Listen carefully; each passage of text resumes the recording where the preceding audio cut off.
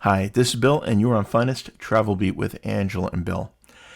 Today we take you to the port of LeHarve, which was the last port on our 12-night British Isles cruise.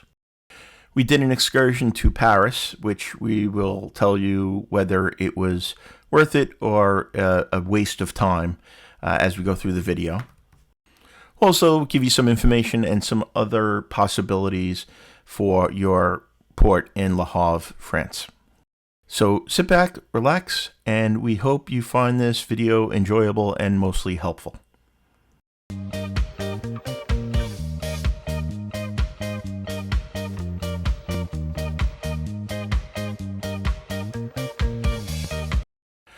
Well, those who have been watching, thank you so much for watching all these videos. We know it's taken quite a bit of time. This was a very port-intensive cruise. Some amazing, amazing destinations in Scotland, Ireland, France, throughout the United Kingdom.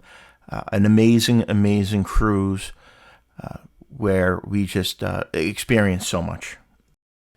As I said, today's port was Le Havre, France. Now, Angela and I went back and forth on what to do from Le Havre. Le Havre is located on the English Channel, directly across from England on the north side of France. While it is the closest port to Paris, it's still about a 2.5-hour bus ride away. It's also about a 2-hour drive from Normandy, where the D-Day invasion and landings took place. We were considering both of these and kept going back and forth. Now, I am a huge, huge history buff, so Normandy was obviously number one on my list.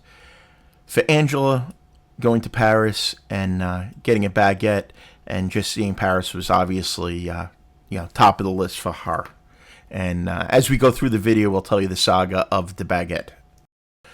For this particular tour, being that it was so far from Paris and we didn't want to take any chances with a 2.5-hour bus ride each way, possibly missing the ship, we decided to book a excursion through Princess. As you know, most of the excursions that we've done on the other ports have been either on our own, hop-on, hop-off bus, or through project expeditions.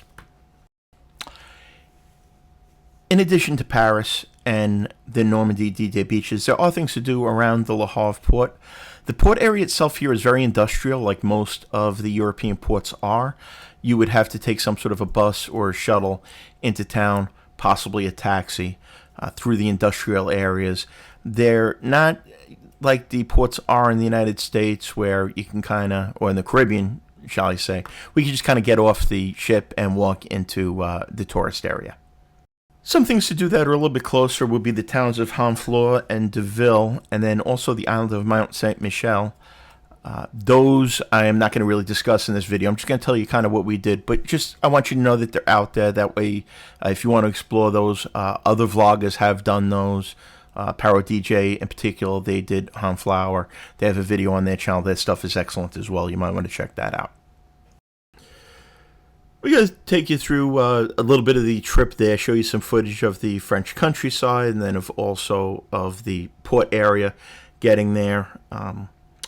One other option that we did not really think of, and we probably should have, is that you can actually request permission on some cruise lines, depending on where you are from, to disembark in Le Havre, being that it's the last day of the cruise. Now, we have never done this, but my understanding is that you can. You'd have to ask for permission in advance. Obviously, you have to bring your luggage with you. And then there are some additional steps that you may need to take to get permission from immigration authorities in France or the European Union to do this. Again, as this was the last night of a 12-night cruise, and we got back on the ship basically just to go across the channel to Southampton, this is probably something we would have done. We probably would have tried to disembark here, go to Paris, stay in Paris for a couple of nights, and then flown home from Paris. But by the time we realized that that was even a possibility, we were really too far into the planning process. The excursion that we took was Paris on your own, which means there was a tour guide that narrated from the port until we got into Paris. And then when we got into Paris, there was a spot right along the Seine that they dropped us off at, and we had, I believe it was about 3 hours there to explore. I'll go into that a little bit more as the video goes on. The bus ride was without incident. It was an interesting drive through the French countryside. We did make a stop at a gas station along the way for, we were there probably about 20 minutes for a bathroom break and to get some food if we wanted or something to eat there. The bathroom breaks were very crowded. They seemed like all of the tours that were going from the ship to Paris and back, obviously, stopped at the same one, so that was a little bit rushed. The tour guide we had was very good. She gave us a lot of information on the whole trip in about a little bit about the culture of France, something about the people, the economy, what we would see during the day. She was very, very helpful for a tour that was quote unquote on your own. She really did try to give us the best lay of the land possible. When we got into Paris, we did get a brief drive around. We saw the Eiffel Tower and the Arc de Triomphe. Showed us, it gave us some general directions, but what I will tell you is Paris is very, very big. Angela and I did some research ahead of time, trying to find where we would like to go. It's a big city. It's not a small city. We didn't take the subways, which we may have been a better idea to get from point A to point B. But we knew we had a limited amount of time, so we just kind of wanted to stay around the city center on the Champs-Elysees. Angela had a mission in mind that I'll tell you about in a couple of seconds. I apologize for the footage from the bus. There will be footage of these same areas a little bit later on, but just kind of want to give you an idea of the direction the bus took coming in and where it left us. So getting back to what I was telling you earlier, first of all, obviously Angela won over Normandy and the beaches, but we definitely will make it back there. We did Pearl Harbor a few years ago, which was absolutely amazing, where World War II began for the Americans, and going to the D-Day invasion, where the beginning and the end was, is something that I definitely want to see.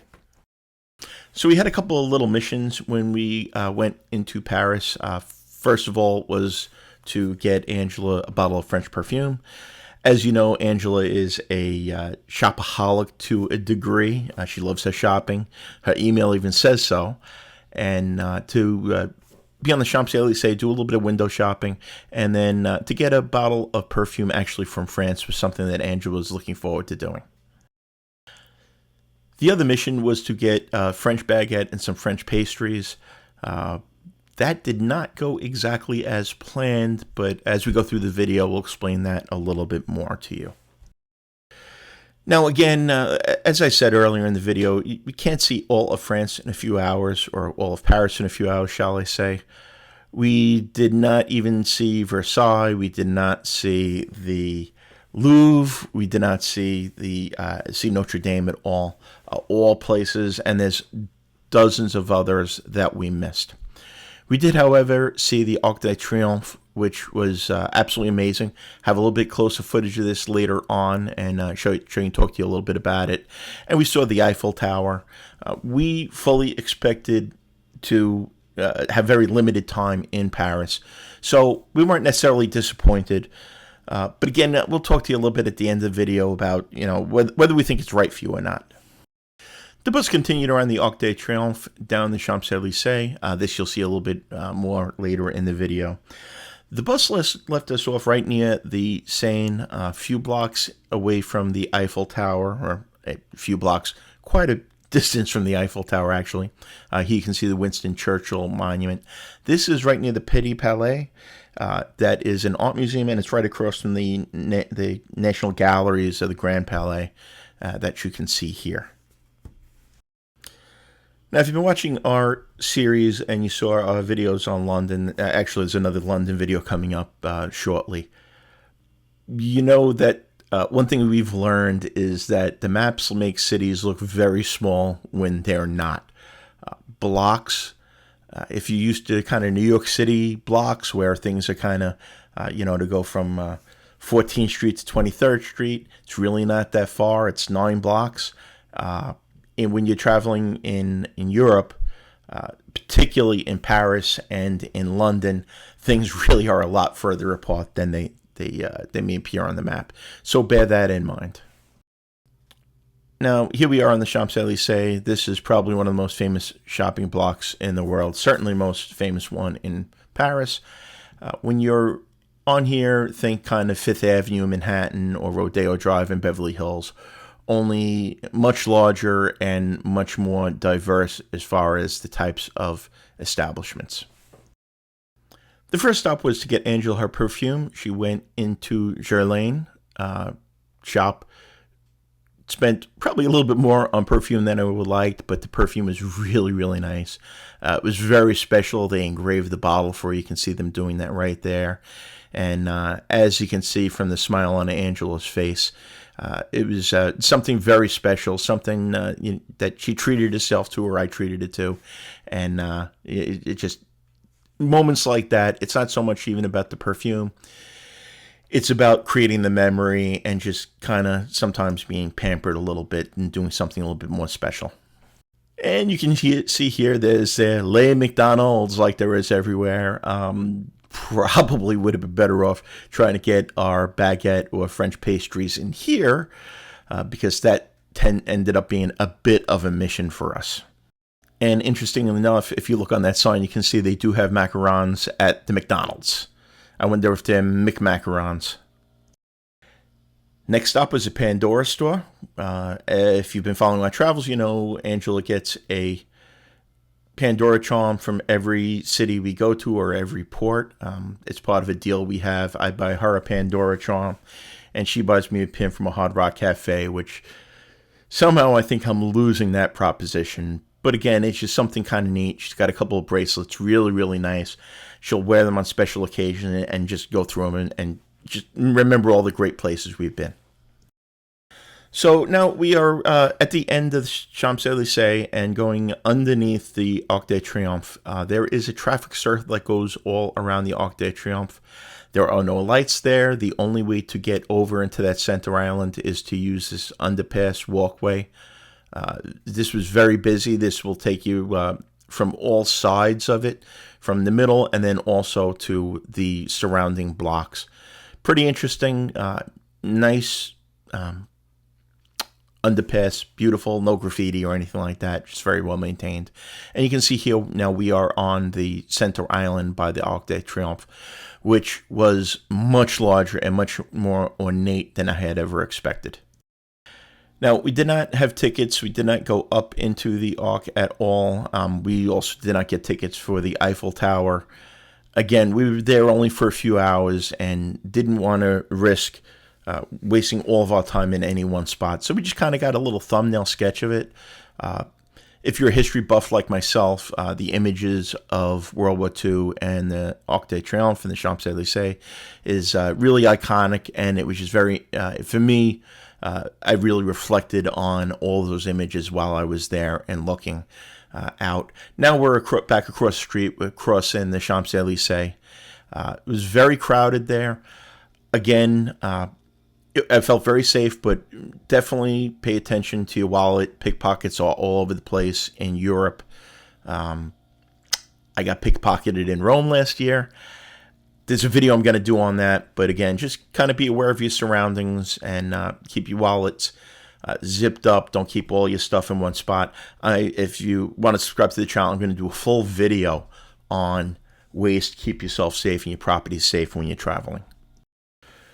Well, here we are. This is the reason why we were here, the iconic Eiffel Tower. Amazing, again, the size and the scale of it, you really don't understand until you've been there. This is an overlook. It's kind of pedestrian plaza here that we're walking towards the Eiffel Tower now. There are a lot of vendors here setting up, selling various merchandise, little miniature Eiffel Towers and art and things like that. But again, just breathtaking. We definitely want to get back to Paris at some point. But again, this being our first visit, we just kind of wanted to get an idea, a thumbnail sketch of it, check a couple of things off the bucket list, and then also decide whether it was someplace that we wanted to come back to. After this, we continued walking along the Seine. Again, very spread out. I guess I'll let you in on the problem now. We had the hardest time finding a French bakery. We walked, it was almost a half an hour before we had to get back on the ship, before we finally found one that was open and actually had baguettes and French pastries and things like that.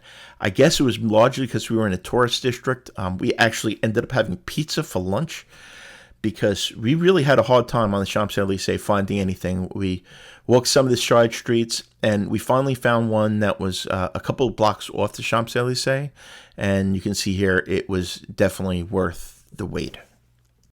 Now, this was our mistake. We should have mapped things out a little bit better. In our defense, one of the issues was we really weren't sure where the bus was going to drop us off, so it would have been very hard to know exactly where that was happening.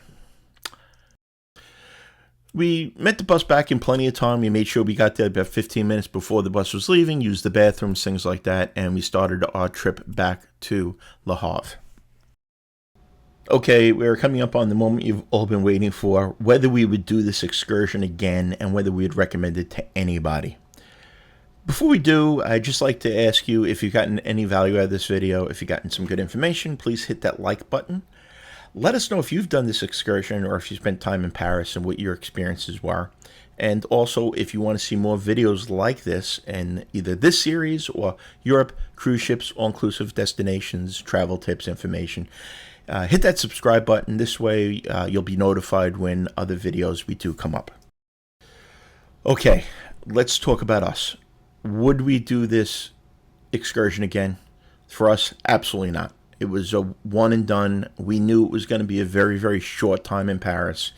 It was a quick Chevy Chase, Grand Canyon in vacation, get your picture by the Eiffel Tower, quick stops here or there. We're back in LeHarve now, just kind of show you the port area around the terminal. But it was pretty much what we expected. Things were a little more spread out than we thought they would be, and we certainly were very disappointed that we didn't really have time to have a real nice lunch in a French cafe. There are, I'm sure, thousands of them. They weren't in the areas we were walking in, and with the limited time, we really didn't want to take a taxi or anything and go to a different section of the city and then have to try to walk back. Again, well, you were only there for a few hours. It's a long port day, but you were not in Paris long. What I recommended to others, now this is a tricky one. If you've never been to Paris, I would consider it. If you've been to Paris before, definitely not. The key is to set expectations, and this is true of all travel or all ports you go to. Even if you stay in Paris for a few days, you really have a limited time, a few hours even less. So if you expect to be able to go someplace for a few hours or even a day in any port, 12 hours in a port, you're not going to see everything. Angela and I generally, we like to get a little taste of things the first time we're to someplace. We'll do like a city tour. Maybe hop on, hop off bus may have been an option for us. But the hop on, hop off bus in Paris was quite lengthy as well from what I recall. So we would have even been short on time doing that. So the biggest piece of advice to give anybody is just set your expectations accordingly when you're on an excursion. Read what it includes, understand the amount of time that you'll be in a destination. Make a plan. We should have planned the French cafe better. Unfortunately, we didn't. So I guess we're just going to have to go back to Paris at some point. So this is it. This is our last port. We do have one more video we're going to be doing on our post-cruise stay in London. Tell you a little bit about more of what we did there, and an absolutely amazing hotel, bucket list type of room that we stayed in the next video. But so far, I hope you've been enjoying these videos on a British Isles cruise on the Regal Princess. This is by far one of the best cruises that we have ever done. The ship was amazing. The ports were amazing.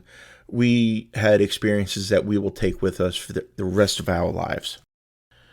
For those of you that have been watching this entire series, we really do thank you for coming along with us and sharing the journey with us.